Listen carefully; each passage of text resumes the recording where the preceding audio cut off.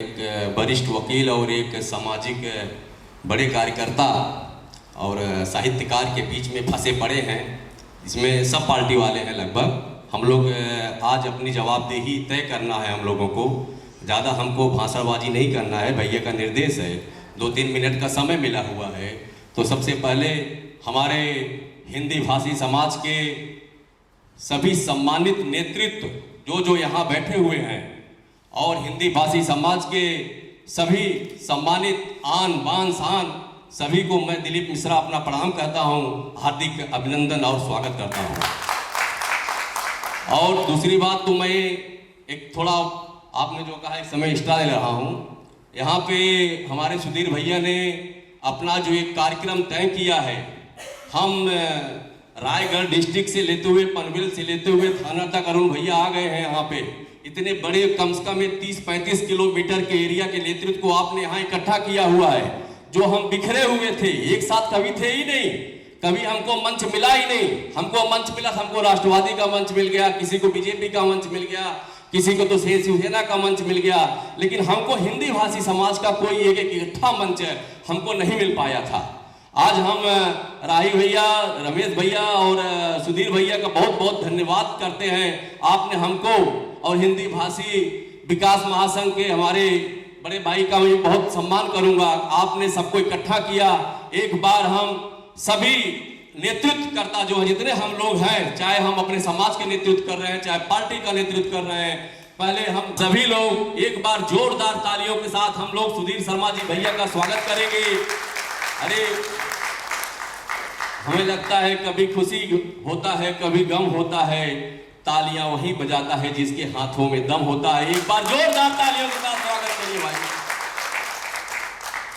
अब भैया ने 3-4 टॉपिक दिया। पहले तो जो आपने 5 प्रस्ताव दिया है, मैं अपनी तरफ से, अपने पार्टी की तरफ से मैं इस 5 प्रस्ताव का पूरा समर्थन करता हूं और जहां जरूरत पड़ेगी मैं अपने पार्टियों के साथ सहयोग लेते हुए, जहां आप कहेंगे, आपका जहां राही भैया भी जहां बोलेंगे, हम लोग चलेंगे साथ में, आपके ताल के ताल से कदम कदम मिलाते हुए हम आगे बढ़ेंगे। इस 5 प्रस्ताव को मैं अपना पूरा समर्थन देता हूं। और भैया ने 3 प्रस्ताव और दिया है जो हम लोगों को बोलने के लिए दिया है। इससे न दाएं जा सकते न बाएं जा सकते, सीधा चलना है। ज्यादा बोलेंगे तो बोलेंगे बहुत नेतागिरी में आ गया है, अब इसको जरा बैठा दो। तो पहला चीज तो आपने बोला कि हमको क्यों चुना गया था। हमें आज 1.5 साल पहले करीब अजीत पवार साहब ने अपना एक गुट जो राष्ट्रवादी कांग्रेस पार्टी का नेतृत्व अपने हाथ में लिया, तो उस समय हमारे जिला अध्यक्ष नामदेव भगत जी और हमारे प्रदेश अध्यक्ष माननीय पारसनाथ तिवारी जी थे, उन लोगों से हमारी बातचीत हुई। चूंकि मैं अजीत पवार जी का 2-3 कार्यशैली मुझे काफी अच्छा लगा था। उनका जो है वो सीधा सीधा किसी भी अधिकारी को सामने सामने बोल देते थे, वो पीठ पीछे कुछ कोई बात नहीं करते थे। तो उनका थोड़ा मुझे एक जो उनका आभा मंडल था मुझे अच्छा लगा।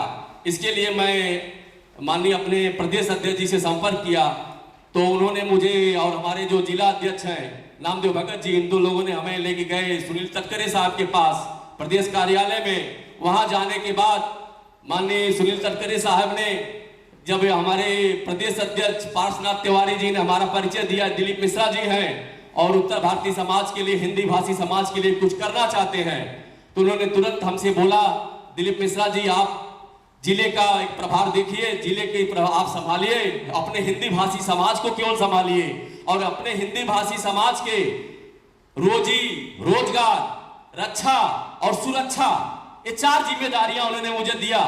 और जैसे उन्होंने मेरी मन की बातें उन्होंने खुद कह दिया, हम खुद चाहते थे कि हम अपने समाज के रोजी रोजगार, रक्षा और सुरक्षा की जिम्मेदारी, इसके अलावा हमारे समाज को क्या चाहिए। हमारा समाज तो खुद अपने कर्म पे 1500-2000 किलोमीटर दूर से आए हैं, अपने बल पे, अपने धन पे, अपने सामर्थ्य से सब लोग अपने अपने काम को आगे बढ़ा रहे हैं। तो जब हमने इस 4 चीज हमारे राष्ट्रीय अध्यक्ष, प्रदेश अध्यक्ष ने खुद हमको बता दिया, तो हमको कुछ उनसे कहने की जरूरत भी नहीं पड़ी। तो हम लगे और न्यू बॉम्बे आए और पहला आशीर्वाद मैंने रमेश त्रिपाठी भैया से जाके लिया। अब है तुरंत उन्होंने आशीर्वाद दिया, डीएन भैया ने भी आशीर्वाद दिया, विनोद भैया ने आशीर्वाद दिया, जो आशीर्वाद दिया सबका मैं बहुत बहुत धन्यवाद करता हूं। एक शब्द मैं आपको साफ साफ बता देना चाहता हूं, मैंने कोई हिंदी भाषियों के लिए ना कोई धरना दिया हो, ना कोई प्रदर्शन किया हो और ना तो कोई मैंने रैली निकाला है। मैं साफ साफ आपको बता देना चाहता हूं। मैंने अपने न्यू बॉम्बे में हमारे 2 पट्टे विशेष करके हैं, अरुण भैया को भी मालूम होगा, थाना में उनको दूर से देख रहे हैं। एक हमारा पट्टा है वासी से लेके अरौली तक, एक पट्टा है वासी से लेके बेलापुर तक। भैया हम खारगर नहीं पहुंच पाए हैं आपके यहाँ हेमंत भैया, मैं यही न्यू बॉम्बे की बात बता रहा हूं। तो हमारे 2 पट्टे हैं। तो एक बार मैंने कोशिश किया, हमें मालूम पड़ा, सुधीर भैया बताए कि हमारे हिंदी भाषी समाज वासी से लेके अरौली पट्टा ये ज्यादा है हिंदी भाषी समाज। तो मैंने काफी लोगों से कोशिश किया, मुनिंदर भैया भी हमारे साथ 2-3 बार हमको राय सलाह दिए कि हमारा ये पट्टा जो है काफी हिंदी भाषी समाज बहुत है, जरा इनके लोगों को एक बार आप सुनो समझो। तो मैं कई लोगों से कोशिश किया, संपर्क किया, बात किया। तो मैंने करीब 1-1.5 महीना में बहुत वाच किया। तो मैं देखा कि ये जो अरौली वाला पट्टा है, ये अरौली वाले पट्टे में मैंने लगभग हर वार्ड में और हर गली मोहल्ले में एक जो ज्यादा करके जहां हमारे हिंदी भाषी समाज रहते हुए गया, वहां पे खुद एक लोकल नेतृत्व बहुत मजबूती के साथ खड़ा था। खुद एक लोकल नेतृत्व, मतलब वो भले हम उनको आप मीडिया में नहीं देख रहे हैं, कहीं नहीं देख रहे हैं, मैंने देखा वो अपने हिंदी भाषी समाज के लिए लड़ने और भिड़ने के लिए खड़े पड़े थे वहां पे।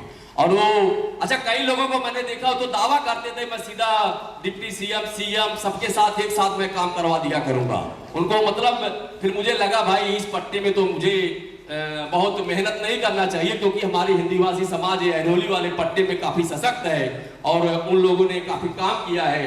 तो मैंने अपने बेलापुर पट्टे पे जरा ध्यान देने की कोशिश किया।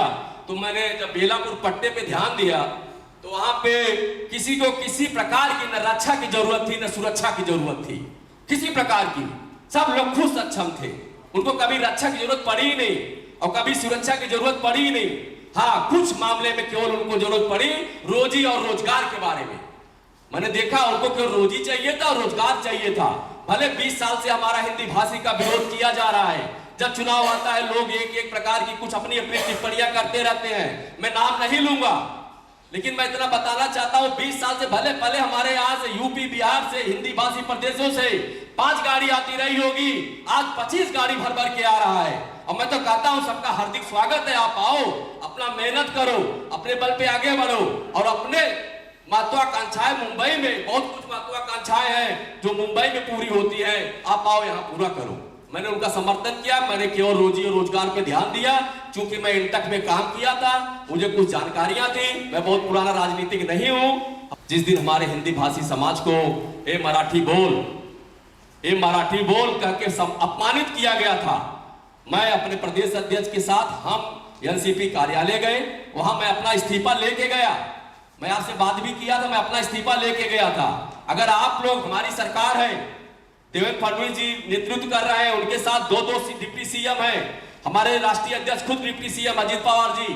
अगर हमारे समाज के, जिसलिए आपने मुझे बनाया है, अगर आपने हमारे समाज की रक्षा और सुरक्षा नहीं कर पा रहे हैं, अध्यक्ष जी मेरा इस्तीफा आप रख लीजिए। मैं खुद छोटे छोटे जो गली के गुंडे घूम रहे हैं, मैं उनसे लड़ नहीं सकता, और न तो हमारे हिंदी भाषी समाज के पास टाइम है लड़ने के लिए, क्योंकि सब कहीं न कहीं व्यस्त है, बिजी है, अपने रोजगार में बिजी है। तो उन्होंने कहा नहीं, हम पूरी कानूनी कार्रवाई पे आगे बढ़ रहे हैं। और ये क्या, अच्छा उसके बाद से उन लोगों ने निर्णय लिया और जहां पे कमिश्नर और सीपी साहब को तुरंत निर्देश दिया, और उसमें गृह मंत्री जी उस अपने देवेंद्र फडणवीस साहब हैं, उनके पास भी बातें हुई, मेरे आंखों के सामने की बात है, बातें हुई। उन्होंने साफ साफ कहा कि हमारे किसी भी हिंदी भाषी को खुद अपना हाथ गंदा नहीं करना है, उनको किसी के थप्पड़ या किसी से लात घूसा नहीं चलाना है, केवल आप अपनी कानूनी कार्रवाई करिए। जिस हिंदी भाषी समाज के ऊपर कोई भी ताड़ना या प्रताड़ना होता है, आप सीधा लोकल पुलिस स्टेशन में जाइए और 4 लाइन की एक एप्लीकेशन दीजिए। अगर उस कार्रवाई ना हुई तो मुझे बताना।